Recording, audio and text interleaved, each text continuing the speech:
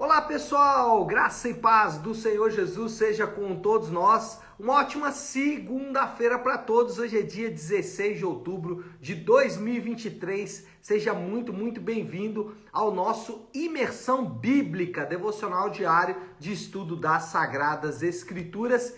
E nesta segunda-feira nós vamos dar sequência aí ao nosso devocional no livro de Gênesis. Hoje, Gênesis capítulo 45, com o tema O Renascido. A gente já falou sobre o substituto, já falamos sobre o responsável e hoje a gente vai falar então do renascido. E claro, o renascido aqui é José, porque para o seu pai ele estava morto, mas também o renascido é para cada um de nós, porque também todos os crentes experimentam um novo nascimento em Cristo Jesus. Não há outra maneira de ser salvo a não ser por meio da regeneração do novo nascimento. Mas vamos lá, vamos falar aqui do devocional, senão já começa a entrar já na aplicação, né? Deixa eu ler o texto base aqui, que é Gênesis 45:8. Ele resume muito bem, não só esse capítulo 45, mas também toda essa história aí que começou já bastante capítulos atrás. Então, o versículo 8 diz assim, Gênesis 45:8. Assim, não foram vocês que me mandaram para cá, mas o próprio Deus. Ele me tornou ministro de Faraó e me fez administrador de todo o palácio e governador de todo o Egito. Como eu disse, a história chega no seu ápice, no seu desfecho final. Agora, Gênesis 45. José vai se fazer conhecido dos seus irmãos. Esse capítulo, ainda que seja um capítulo muito importante, ele tem só 4 desdobramentos aqui que eu vou destacar. Depois a gente vai pensar em algumas aplicações aí. Então a primeira coisa que acontece ali é José já não mais conseguindo se conter. Se a gente lembrar do capítulo 45, Judá, ele faz ali um discurso muito forte mesmo. E ao final desse discurso, que é realmente muito forte de Judá, muito impressionante, José, já não conseguindo mais conter as lágrimas, começa a chorar diante dos seus irmãos e pede a todos os seus ajudantes, todos os egípcios, que saiam, que deixem ele ali sozinho.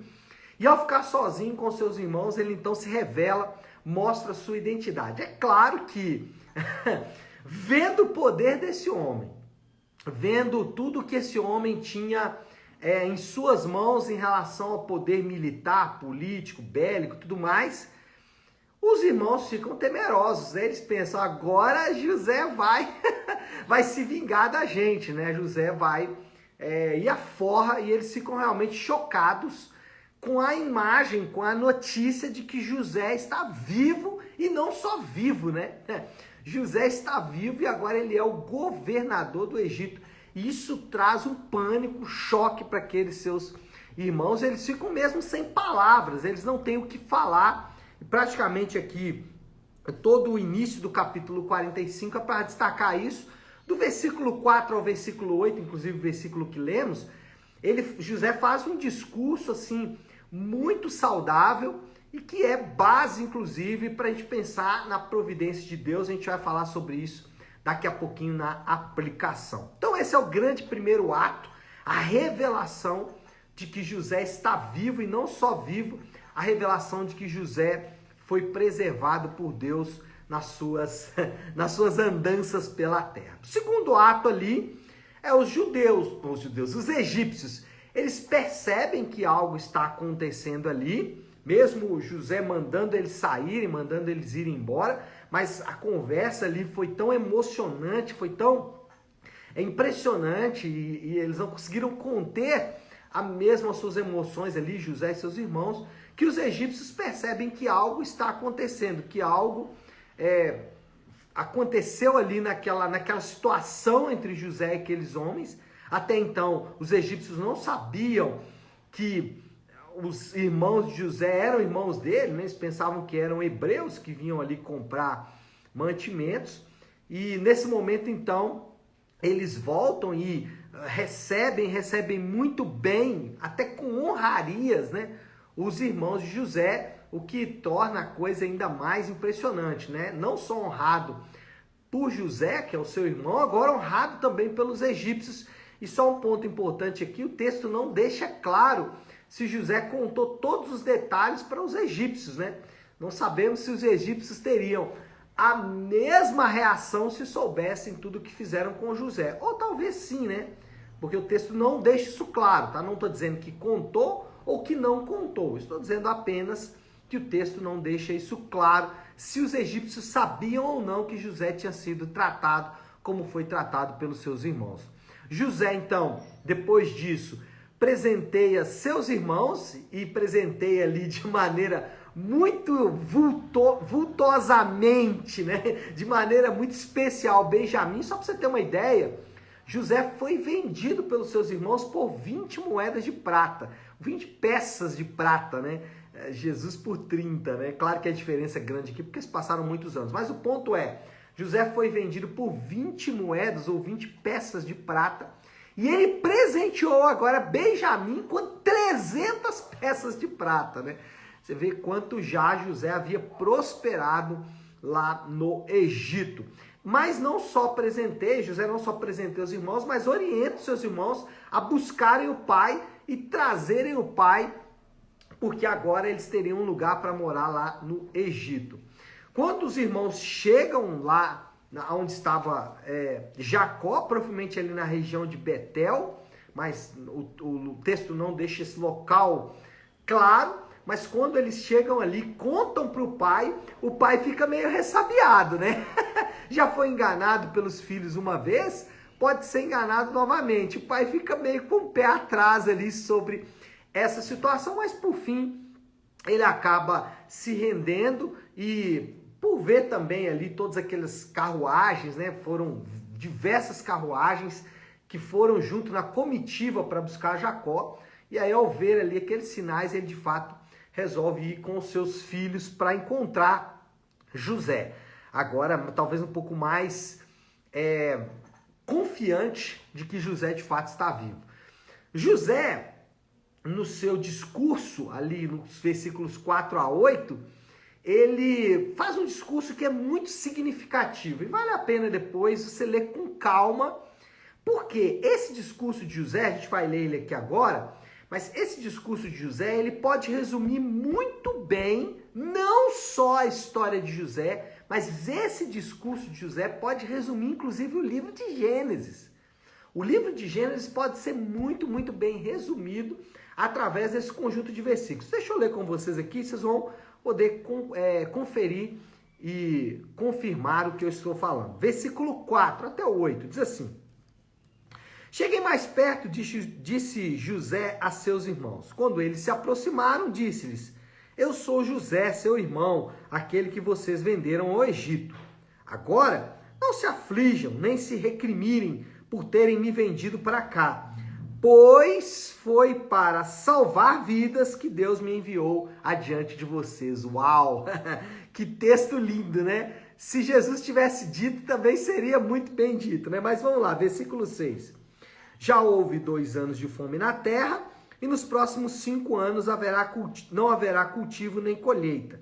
Mas Deus me enviou à frente de vocês para lhes preservar um remanescente nessa terra, para salvar-lhes a vida com grande livramento. Assim, versículo 8, né? Não foram vocês que me mandaram para cá, mas sim o próprio Deus. Essas são palavras do José, né? Mas sim o próprio Deus. Ele me tornou ministro do faraó e me fez administrador de todo o palácio e governador de todo o Egito. É uma fala muito significativa, como eu disse, de José, mostrando aqui duas coisas, duas implicações que a gente vai ver nesse discurso aqui de José. Primeira implicação é uma implicação de cunho pessoal, de aspecto pessoal. Deus pode transformar circunstâncias trágicas em oportunidades de desenvolver os seus propósitos. No caso de José, ele fala que não só Deus usou a oportunidade, mas José diz que Deus o enviou para lá. Ou seja, que o próprio Deus estava por trás da situação trágica. Para quem está lendo o livro de Gênesis, isso não é novidade. Deus está por trás de situações trágicas. Lembra lá do caso da fome que nós falamos aqui? No próprio cenário de José, o texto diz que o próprio Deus traria 7 anos de fome, ou seja, uma crise humanitária vindo da mão do próprio Deus. Aqui José está dizendo que o próprio Deus estava envolvido na ida de José para lá, ou seja, na sua venda como escravo, depois nas suas situações na casa de Potifar, a acusação falsa da mulher da casa de Potifar, depois na prisão onde ele foi esquecido, depois de beneficiar uma pessoa e anos depois acabou lembrado, mas inicialmente ele foi esquecido. Então, ou seja, o que ele está dizendo é o seguinte, gente, circunstâncias trágicas podem ser oportunidades do desenvolvimento dos propósitos de Deus. E isso aqui tem uma aplicação para mim, para você, muito severa, porque por vezes a gente não pensa nisso. Por vezes a gente não pensa, olha só o que eu vou dizer que é sério, por vezes a gente não pensa em situações trágicas como a mão de Deus sobre a nossa vida e também não pensamos que Deus não nos dá coisas boas porque Ele não quer que nós nos envolvemos com essas coisas boas. A gente não pensa nisso, a gente continua insistindo, né? A gente confunde perseverança com teimosia. E às vezes a gente confunde também situações difíceis com ações, por exemplo, de Satanás. E nem sempre são. Eu não estou dizendo que Satanás não tem os seus ardis, e eu não estou dizendo que toda oportunidade ruim, ou toda coisa ruim, ou toda situação trágica, vem da mão de Deus. Eu estou dizendo que Deus pode, de fato, usar isso. Na verdade, eu estou dizendo que mesmo essas situações, elas podem estar, ou devem estar, a gente deve pensar nelas como oportunidades de Deus desenvolver os seus propósitos. E às vezes a gente não pensa sobre isso. Então, a aplicação de cunho pessoal é para que você possa pensar nessa manhã de maneira diferente sobre situações boas que não acontecem e situações ruins que acontecem. Essas coisas podem estar vindo da mão de Deus, pode ser o próprio Deus trazendo essas coisas para contribuir na nossa santificação. Foi no caso de José aqui, Deus usando situações trágicas para conduzir os seus propósitos.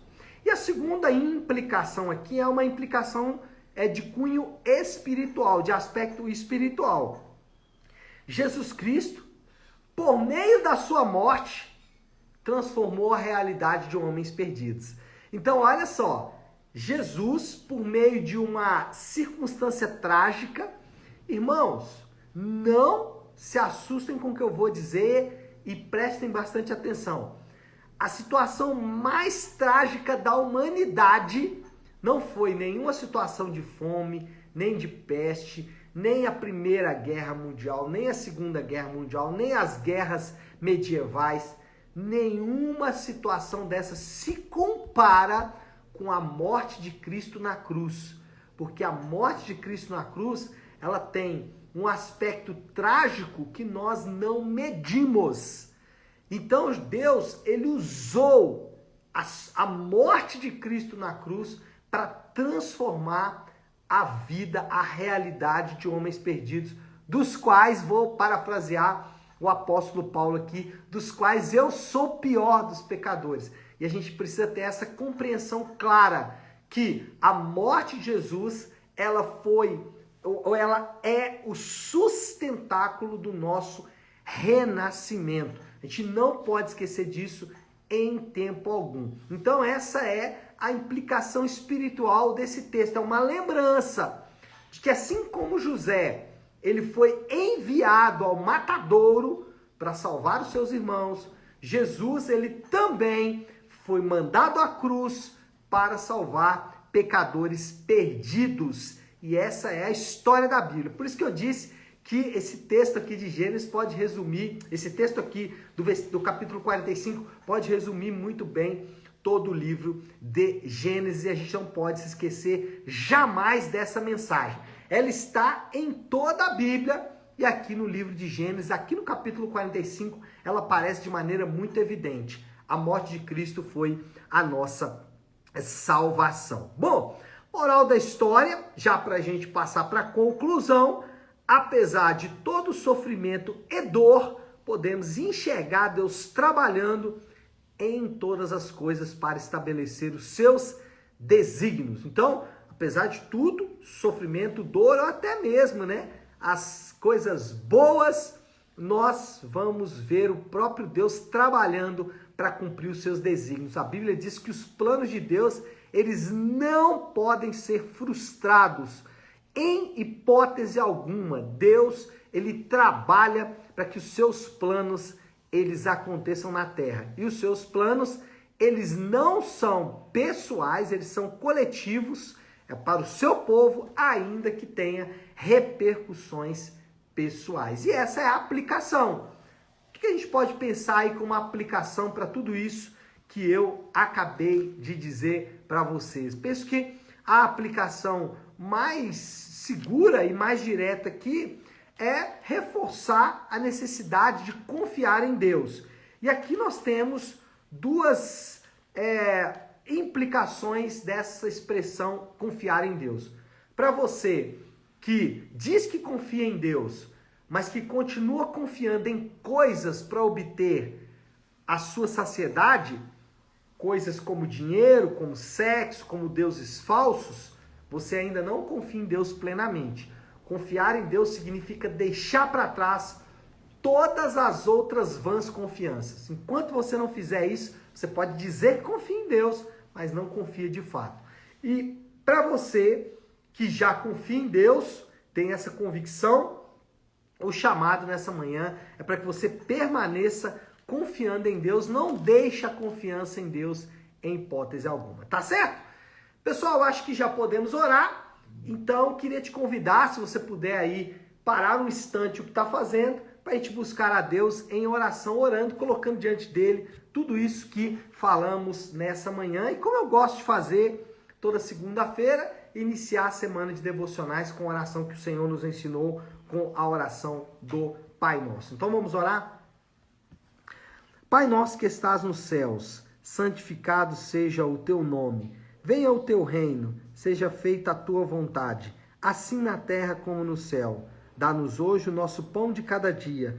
Perdoa as nossas dívidas, assim como perdoamos aos nossos devedores. E não nos deixes cair em tentação, mas livra-nos do mal, porque teu é o reino, o poder e a glória para sempre. Amém. Amém, pessoal? Bom, então é isso. Nós vamos ficando por aqui. Que Deus te abençoe. Uma ótima, uma excelente segunda-feira para todos. Fiquem com Deus.